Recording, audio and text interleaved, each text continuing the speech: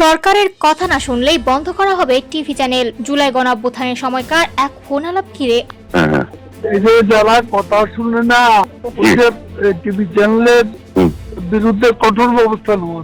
আন্তর্জাতিক অপরাধ ট্রাইব্যুনালে চাঞ্চল্যকর তথ্য উপস্থাপন করেছে প্রসিকিউশন। ফোনালাপে তৎকালীন সড়ক পরিবহন ও সেতুমন্ত্রী এবং আওয়ামী লীগের সাধারণ সম্পাদক ওবায়দুল কাদেরকে বলতে শোনা যায়, সরকারের কথা না শুনলে টেলিভিশন চ্যানেলের বিরুদ্ধে কঠোর ব্যবস্থা নেওয়ার কথা। আর তৎকালীন তথ্য প্রতিমন্ত্রী মোহাম্মদ এ আরাফাত জানান, সংঘর্ষের ছবি বা ভিডিও প্রচার করলে চ্যানেল বন্ধ করে দেওয়ার ব্যবস্থা করা হয়েছে। জুলাই গণঅভ্যুত্থানের সময়কার মানবতা বিরোধী অপরাধের মামলায় ওবায়দুল কাদের সহ 7 আসামির বিরুদ্ধে চতুর্থ দিনের মতো যুক্তিতর্ক উপস্থাপন করেছে প্রসিকিউশন।